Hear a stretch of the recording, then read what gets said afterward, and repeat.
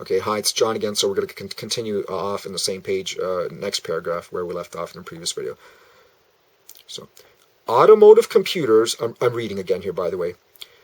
Automotive computers, or electronic control units, ECU in brackets, were originally introduced to help with fuel efficiency and emissions problems of the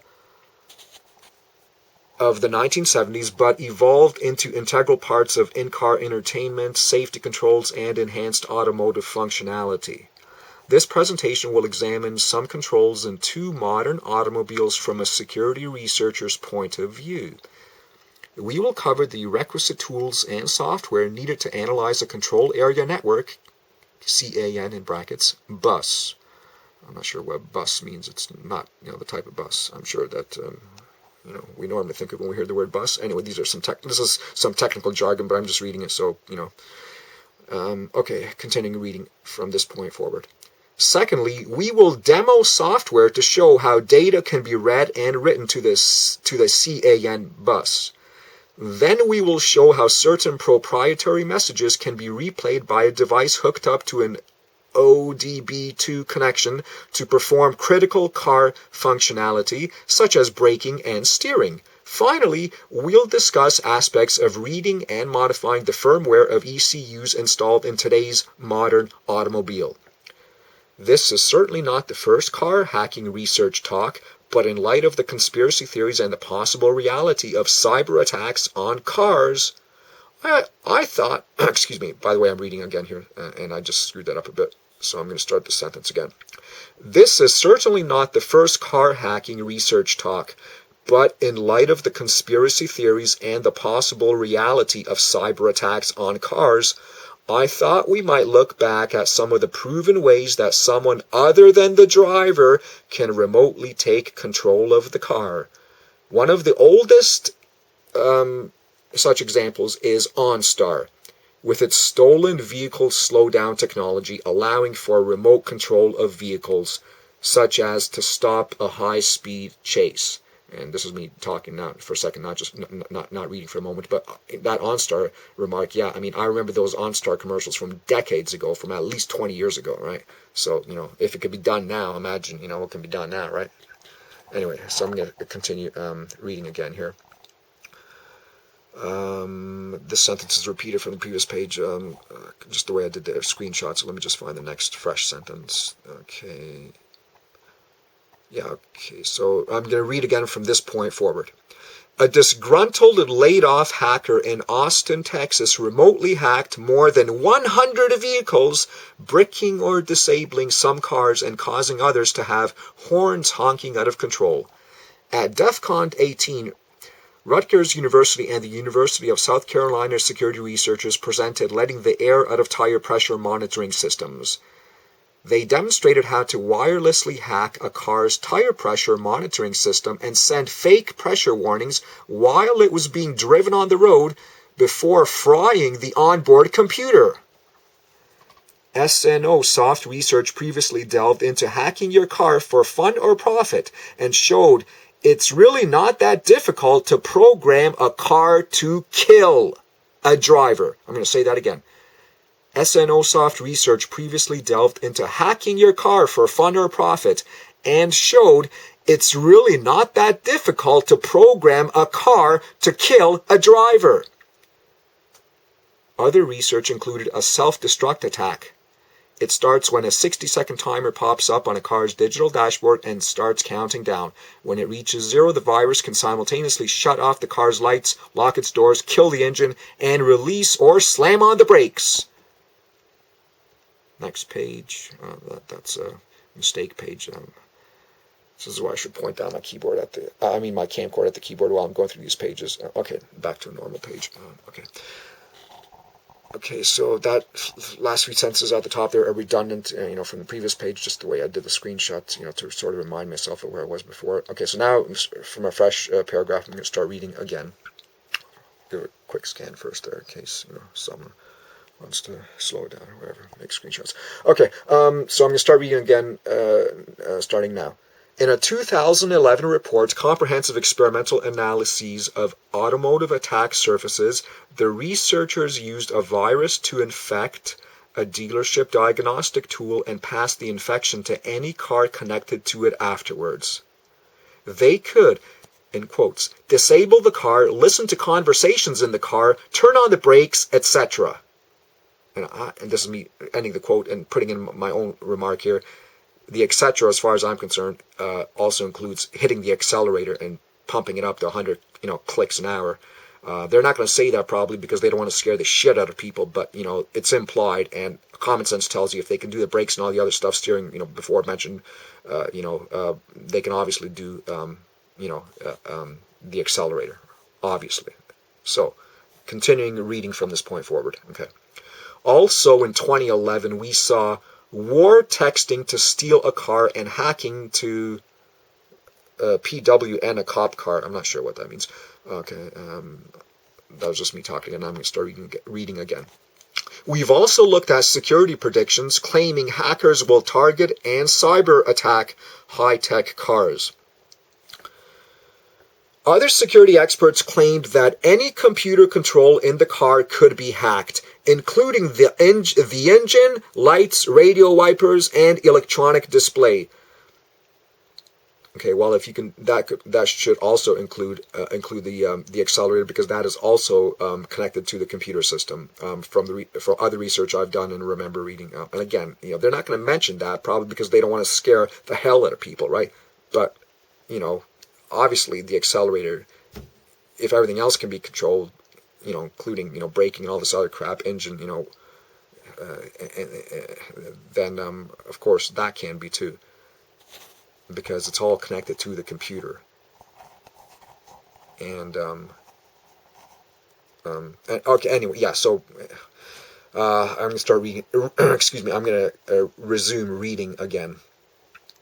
Malicious hackers could seize control remotely through the panoply of wireless devices attached to the car, such as cellular, Bluetooth, radio, and tire pressure monitoring system. If you can take over the radio, you can use it to reprogram all the other computers. I think that's really important because, again, we only need one access point, okay, into this system, right? And again, everything is connected to at least one computer, including the accelerator, right? The gas pedal, right? So remembering that, I'm going to read again this sentence. Remember what I just said. Remember that. When I read the next sentence again that I just read, because that puts it all together. Okay. If you can take over the radio, you can use it to reprogram all the other computers. Okay. So again, that's that's how vulnerable these cars are. You only need to get into one system. In this case, the radio. And if they can get into the other systems that to affect the brakes and steering, like in some of the other things I've already shown in this video or the last one on some of these articles, then of course they can hack the radio, right? Obviously, if the brakes aren't secured against hacking and the steering isn't secured against hacking, then the radio is not secured against hacking. And if you can get in the radio, you can reprogram all the other computers, including, of course, the one that's going to affect the accelerator. And then you've got all the ingredients, right? You got the steering, you got the accelerator. What more do you need to cause a disaster like the type that occurred today on November 22nd, 2023 in Niagara Falls, right? I mean, all the ingredients are there. It just takes common sense and some intellectual balls, to admit that this is happening, right? And some moral fiber from our government officials and corporations to admit that the cars are vulnerable, even though it's going to cost them a lot of money. Well, in the future, it's going to cost them more one way or another if they don't admit it, and if the government doesn't admit it, if they don't start doing something about it soon, because, these things are just going to keep happening more and more. And, what kind of a society are we going to be living in then in the near future if these things just keep happening more and more? I mean, people are going to lose trust in every aspect of government and corporations, because if they can't even admit something this dangerous, then how can we trust them on anything, on our food supply, on our water, on the environment, on anything, right? that reminds me of another story about a couple of months ago or so, when a top official in a Canadian government agency resigned because, according to his opinion, the Canadian government was knowingly letting a lot of contaminants, pollutants, chemicals into our food, and that weren't supposed to be there, and they were trying to cover it up, and so he quit, and he blew the whistle, right? So that's another thing, see how one thing, reminds me of another, right? And that's another thing I was thinking before of covering sometime in the future and relating it, to how, if we can't trust the government on that, how can we trust them on telling us the truth on things like, hacking cars and airplanes, right? On how vulnerable they are to hacking, or on the safety or the lack of safety on cell towers, right? So it's all related, right? I mean, if we can't trust them on one major issue affecting our health, and threatening our health, how can we trust them on other issues, right? So I mean, it's okay. Anyway, I'm gonna go to the next page here, and I'm gonna continue reading. I think there's another page or two maximum of this article left. Okay, so so that sentence is redundant from the other page, or reprogram of the computers. Okay, so now from this point on, it's gonna be fresh material again. I'll quickly scan it again in case anybody wants to freeze and read it. All right, I'm going to start reading again from this point forward. Even doctored CDs or malicious input on an iPod could be used as an attack vector to exploit a vulnerability in the car.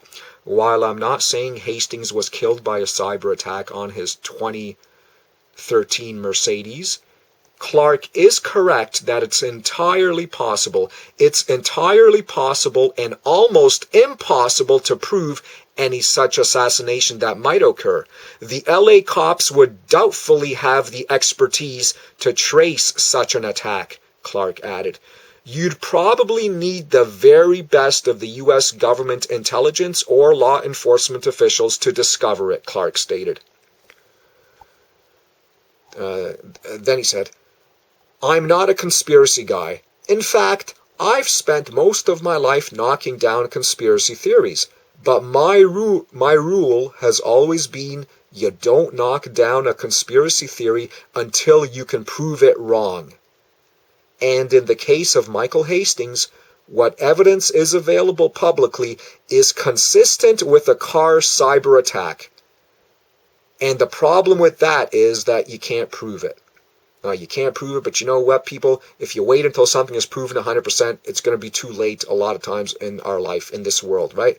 This is why most juries do not wait until they're 100% sure that some guy is, guilty of killing someone or doing whatever other major crime, right? You go with the probability. I mean, if there's lots of evidence, even if you're not 100% sure, well, you know what? If you're over 80% sure, as far as I'm concerned, that's enough to, to take action, right? And to treat it like it did happen, and take precautions, because of that, right? And which is why I'm not, ever taking an airplane again in my life, right?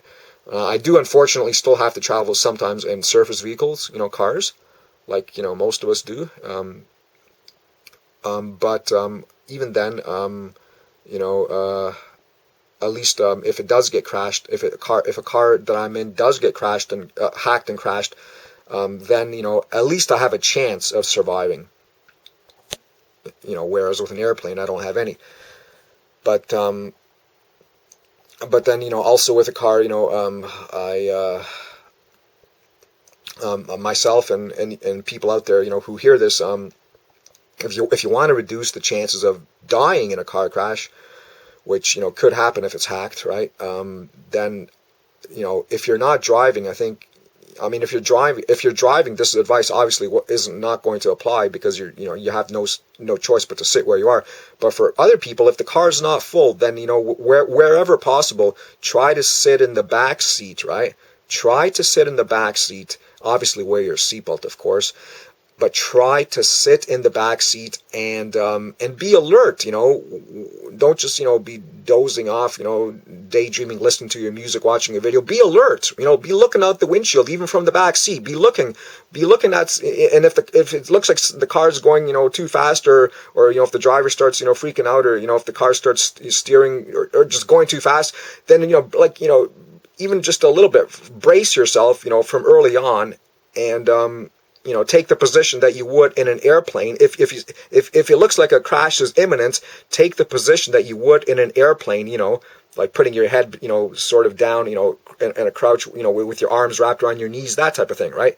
But try to sit in the back seat. That's first and foremost, in a car, because usually these crashes will happen, with the impact being at the front. Okay, so if you're in the back seat, your chances will be much better. Okay, see you soon. Thanks. Bye bye.